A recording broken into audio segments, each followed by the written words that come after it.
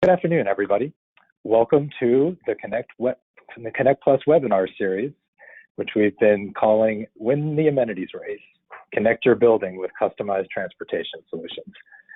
Today's webinar is titled Making a Better Tenant Travel Experience Through Public Space Programming.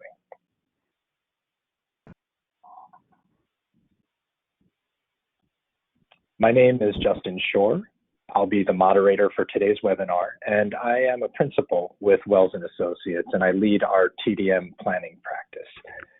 My colleague, Courtney Menjivar, who you've been receiving emails from, leads our TDM operations practice, and you'll be hearing from her a little later.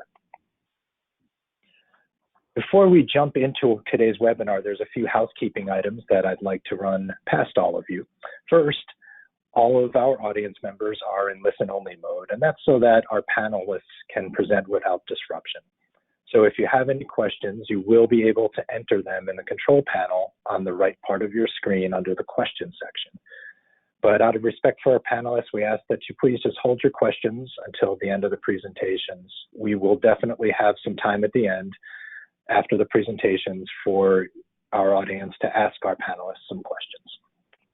You'll note that all the handouts are available for download, and they're in the control center under the handout section. And for those of you that haven't attended before, these webinars are recorded. We'll be sending out a link to the recording after today to all registrants, and it'll be sent out by close of business tomorrow.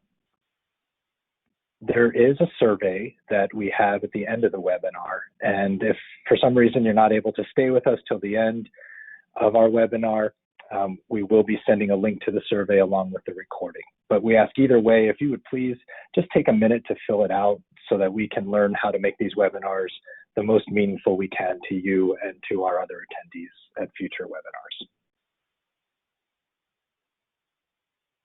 So this webinar series, as we've discussed, is designed to showcase examples of properties across the country that have figured out creative ways to position themselves and stay ahead of the pack by connecting with customized transportation solutions. And in the process, there's different examples we've been highlighting that are finding they can enrich the value of their properties and assets, and in the process, get ahead of the pack and win the amenities race. Today's webinar is a little more focused, and many of you may have heard of the book that was written in the 1990s. It was called Fish. And if you've read it, the book coins the phrase, work made fun gets done. And it explains a philosophy to help boost morale and improve operational results in a business organization. Now, how does that tie to this? Well, interestingly, some of the same principles of boosting morale and improving operational results can also apply in the real estate space. So today's webinar is going to focus on how properties are retaining their tenants by creating a sense of place and helping them forget about their traffic woes by providing public space programming as an amenity. So our panel will explore questions about how can public space programming be used to help tenants have fun while avoiding peak hour traffic congestion? How can public space programming be used to educate tenants about their transportation choices, and how that can allow them to connect to the site without driving and being stuck in traffic? And finally, why is public space programming increasingly being offered by commercial buildings as an amenity to their tenants? So our panel will examine these questions from two different perspectives. One is from the perspective of increasing end users' productive time, and the other is, as I mentioned, spreading the peak and having fun and avoiding a rush hour. But our first perspective is being provided by a representative from Heinz. Joining us today is Whitney Burns, Senior Manager in Corporate Communications for Heinz. And in her role as Senior Manager in Corporate Communications at the global headquarters in Houston, Whitney supports special projects and serves as an internal consultant for projects around the globe. She was recently promoted to this role from being Director of Marketing for City Center, DC, which is a 10-acre mixed-use development in Washington, DC, which is a Heinz property. Whitney was promoted after successfully creating a very dynamic and robust public space programming calendar that provided over 80 events per year for consumers at the City Center, DC to enjoy. And it was determined that her success with this public space programming in DC was worth finding opportunities to replicate throughout Heinz's portfolio. So it's her success with public space programming at City Center, DC, and other parts of the Heinz portfolio that we're really excited to learn about today. So with that, I will turn control of the webinar over to Whitney Burns from Heinz. Whitney? Hi, Justin. Thank you so much, and thank you for having me today. I'm excited to give you a little insight into sort of the landlord perspective of why public space programming is so important to us and to our tenants. So as you mentioned, I started as Director of Marketing at City Center, DC, which is a 10-acre mixed-use development right in the heart of downtown Washington, DC. Our vision with the property was to create a unique, pedestrian-friendly, mixed-use urban experience that has retail, restaurants, offices, and parking as well. We wanted to create a place that's first and foremost for the city and its residents, but also appeals to downtown workers and visitors. We wanted to provide a great urban experience, which obviously is going to need to think about transportation and urban transportation and what that looks like for our residents and tenants. Just to give you a little overview, we've got about, I think, 39 luxury stores and restaurants, chef-driven concepts, just under 500 rental apartments, 216 condominiums, about 520,000 square feet of Class A office space, and then below all of these 10 acres is 4 floors of subgrade parking. So we have about 1,550 spaces that are broken out into what we call nests. We've got an office nest where our office parkers go, an apartment rental unit nest, and then our condominium nest. And about 500 of these spaces are reserved for what we call transient parking, which would be parking for people who are using our shopping and dining, or maybe just parking at City Center to go to the White House or to catch a Wizards game because of its central location. We also integrated in bike parking, both at grade, so on ground level throughout the property, as well as in the garage. We have secure bike storage, again, in nests. So we've got bike storage for condos, apartments, and transient bike parking. In our nests, we also have electric vehicle stations and then reserved spots for electrical vehicles or green vehicles to sort of encourage that use as well. But a big thing that we did at City Center, and a big part of my role, was creating a public space programming calendar. As you mentioned, we hosted over 85 events a year, and we wanted these experiences to enhance the City Center experience, to enhance our retail, to encourage ground floor retail, but also to serve as an amenity to our residents and our office tenants. So we looked at the timing of these sorts of events and tried to figure out ways that this would help to increase our tenants' productive time, or what we call productive time. And so, for example, with our farmers market, we did a lunchtime farmers market that was geared more towards the office workers in the area to give them an opportunity to grab lunch quickly, get back to their desk, but also to grab, raw goods, different kinds of meats, vegetables, flowers, to try to help them take care of that on their lunch break, not have to stop on their way home. And then some of the other programming that we've done are free yoga classes in the park. We do art installations throughout the year. And what we see, especially with our workout programs, is that people are staying after work, coming to these programs, and avoiding that rush commute. While we do see a lot of people are riding the metro or riding their bike, if you've ridden the metro in Washington, D.C., you know that it certainly becomes congested and something that you kind of want to avoid between 5 and 6 o'clock. So our yoga classes take place at 6. We see 200 to 300 people attend each week. It's really become a great amenity that people look forward to. With our farmers market, we also do CSA program, which we deliver pre-packaged by the farmers what is fresh and great, these farm shares that we deliver to the concierges at each building, office, condo, and apartment. And that also helps people to save time, whether they needed to stop at the store before or after. Some other projects to look at, 101 California in San Francisco is a 48-story, 1.2 million square feet office building. We only have 215 spaces there for 4,000 people, which you can see is a lot less than we do in DC, and you'll see is even smaller than what we have in Houston. And something interesting here with regards to amenities and programming, we actually have 2 floors that have come open now. And rather than release them, we are recapturing that space and putting a good amount of capital into creating amenity spaces, to creating a gym, to creating community work areas, work spaces that are alternative to somebody's desk so that people can come and hang out and have alternative workspaces and a place, sort of this third space to hang out either before work if they come in early or after work to try to avoid that rush home. We're also looking at integrating different bike share programs to help people avoid using cars or avoid the rush of the trains in San Fran. We also put a good amount of money into the facilities that we do currently have, bike storage, as well as upgrading our lockers and showers. We do see that a lot of people are biking to work in San Francisco, and they're not using, $200-$300 bikes. They're using $2,000-$3,000 bikes, and they want a nice, safe, clean, and secure place to put them. And so that's an upgrade that we've tried to do at 101 Cal and are doing throughout our properties.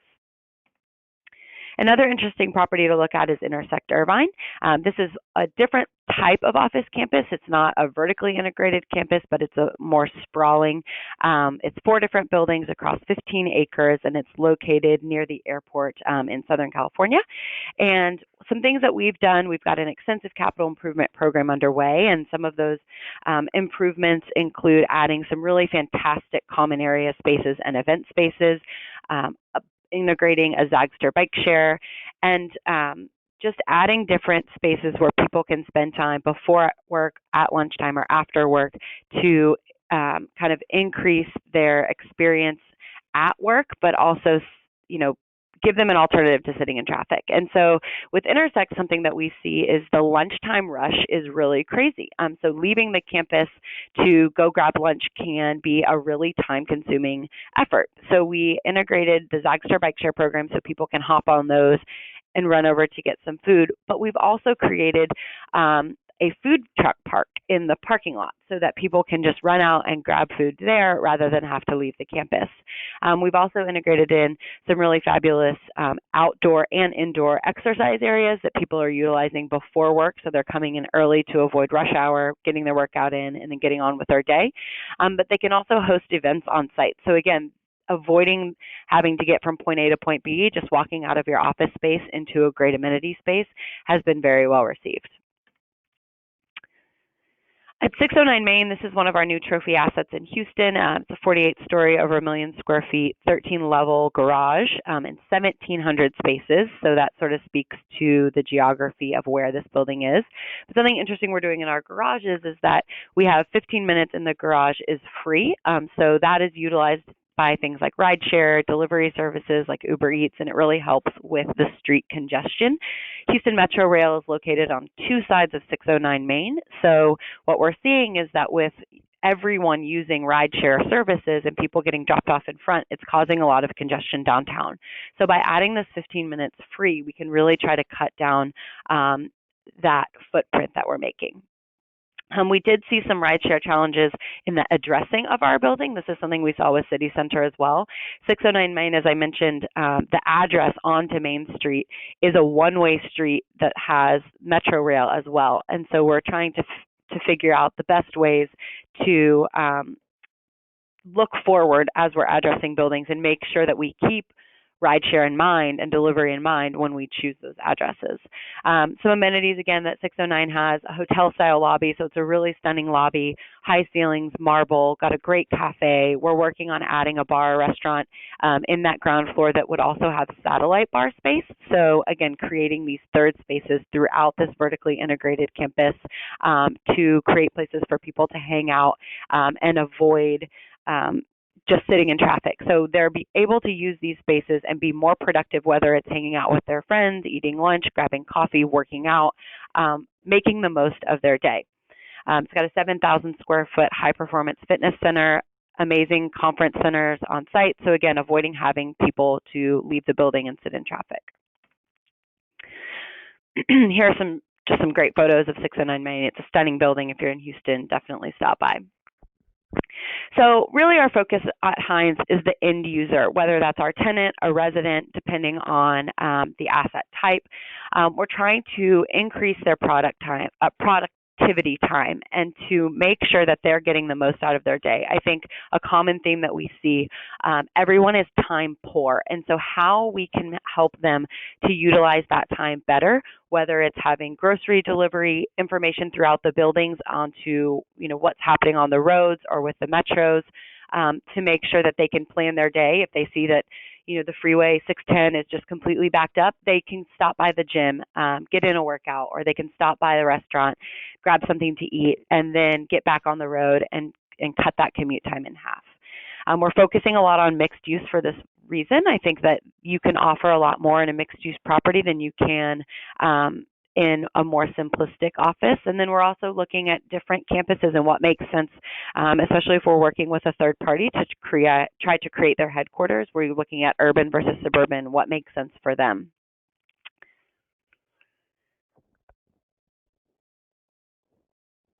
Great. Whitney, thank you. Loving the whole perspective on being productive and all the different creative ways you've been able to do it in a variety of settings. No two of those settings that you just described are exactly the same. So thank you. The next perspective that we'll be providing is that part I mentioned earlier. It says here spreading the peak, but part of spreading the peak is having fun and avoiding the rush hour. And presenting that perspective on behalf of Wells and Associates is my longtime colleague, Courtney Menjivar. Courtney is a principal with Wells and Associates, and in her role leading our TDM operations team, Courtney oversees a portfolio of nearly 24 mixed-use residential and office properties, which are serving over 4,000 residents and 8,000 employees. She has more than a decade of experience designing and implementing transportation demand management programs all around the globe.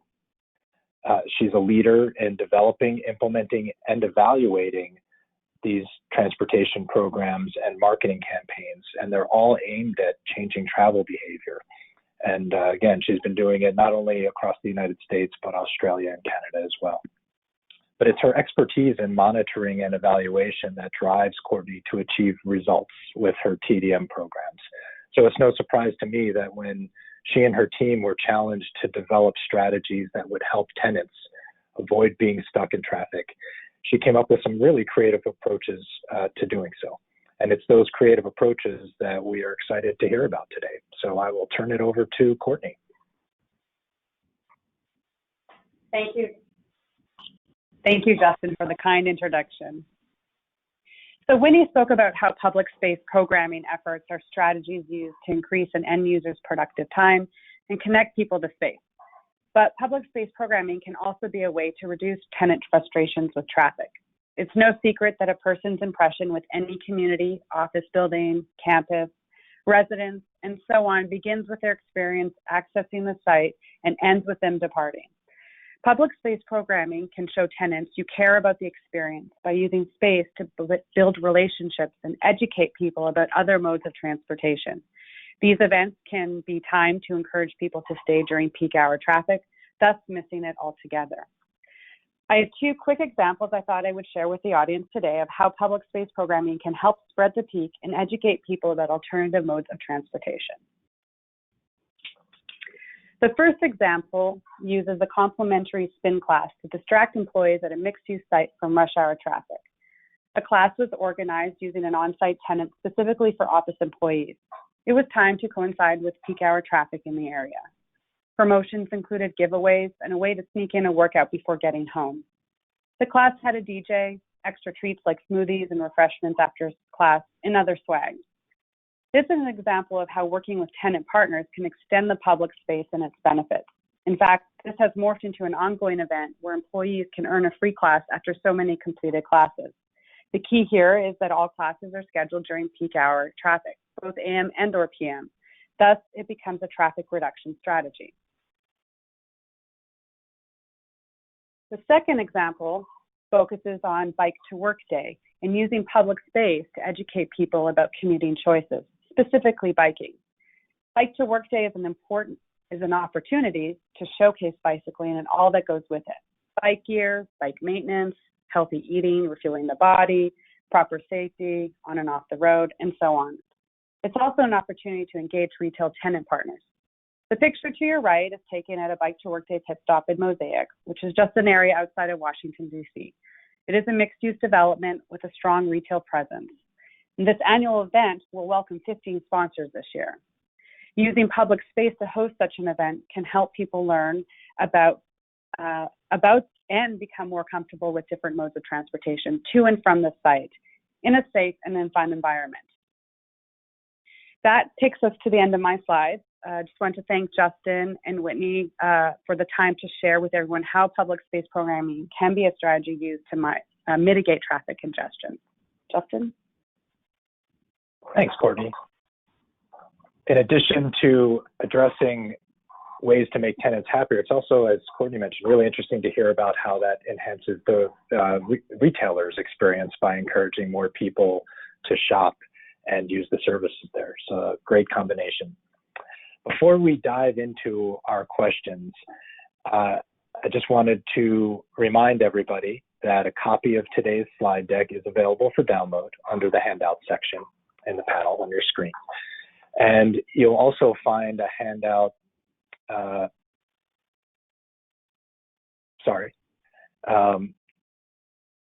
my apologies. So yeah, mostly just making sure that you take care of that handout. And remind you that there will be a survey at the end, and we encourage you to take that as well. While we wait for some questions to come in, want to ask Whitney a question that's been burning in my mind, Whitney, and that is, how do you see public space programming synergizing with your tenants' commune as a tenant amenity? I mean, you talked about it in general, but what kind of feedback are you getting from your tenants about that? I mean, how is it kind of being received? Exactly. We have had nothing but positive feedback, which is really reassuring and encouraging. We find that not only are the tenants happy, but it's helping with tenant retention, which is obviously sort of a buzzword right now, and everybody's focused on it. And so if we're able to help our clients, our tenants, to either attract great talent or retain great talent through our public space programming, then we're all for it. And so I think a great example of this with City Center is not only our outdoor yoga program and farmers market, but also our art installations. So they're a more passive form of public space programming, but we see that people love to go for a stroll during lunch or go for a stroll after work and invite their friends to their workplace to see these installations, hang out, have a drink.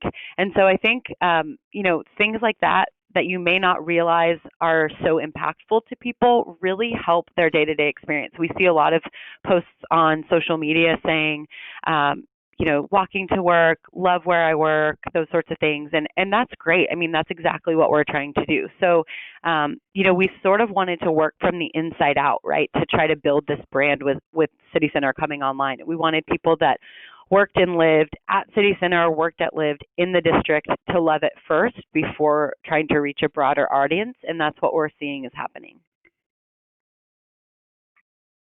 That's great, Wendy. You answered about 3 questions that I had for you. And you just perfect. It was perfect because I was going to ask you why do you care about the transportation experience of your tenants? So thanks for killing 2 birds with 1 stone.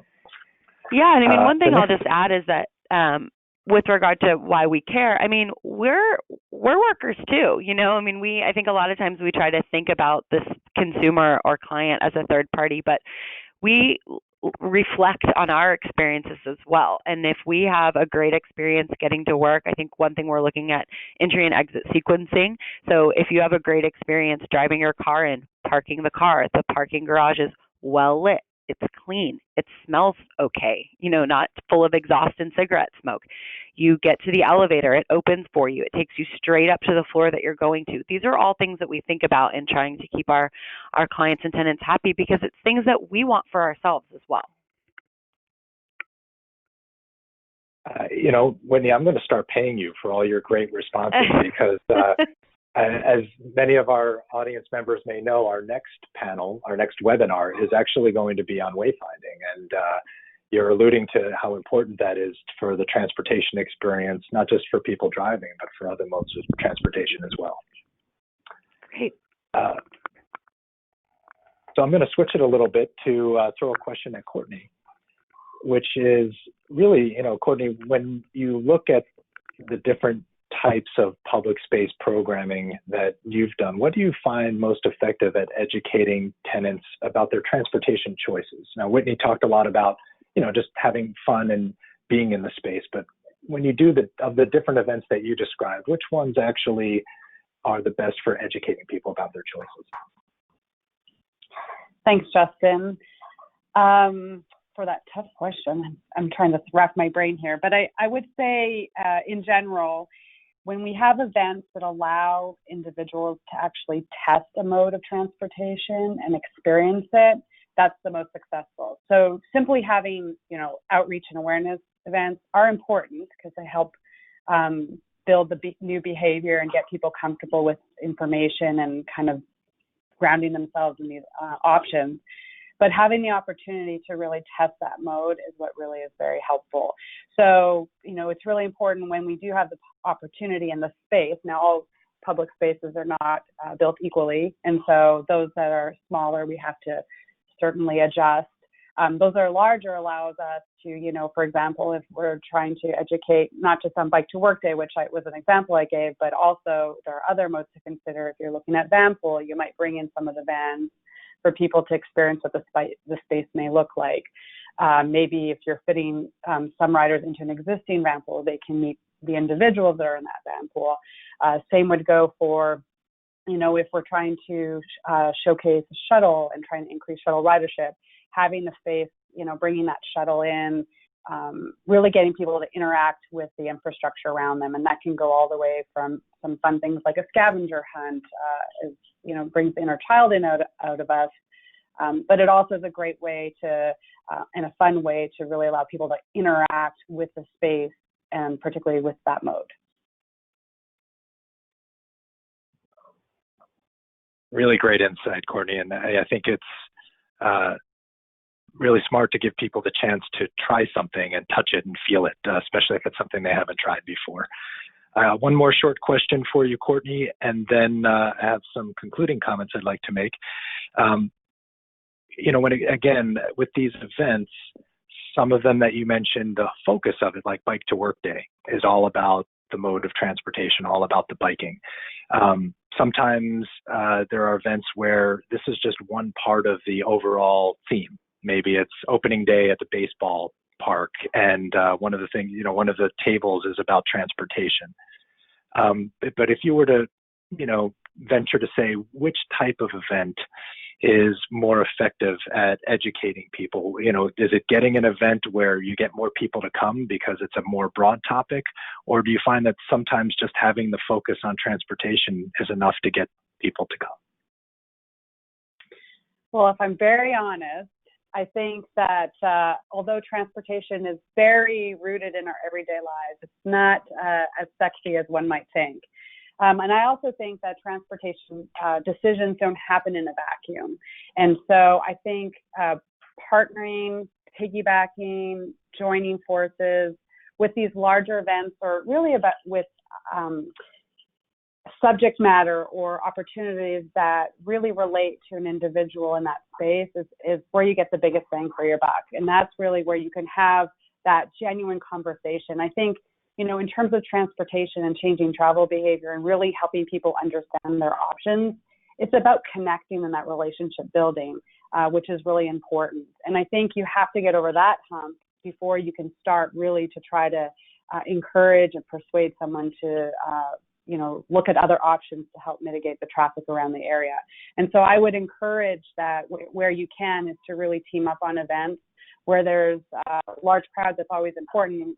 En masse always helps to spread the news and the word, but it really allows you an opportunity to interact with someone in a more comfortable, relaxing space, and you're not coming up at them with a hard sell and getting really to know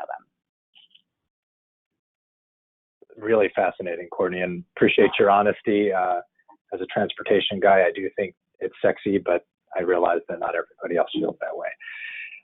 I know there were a couple of other questions that came in from the audience as well. Unfortunately, we are coming close to the end of our time here, so we will follow up in writing with some replies directly to you with answers to your questions.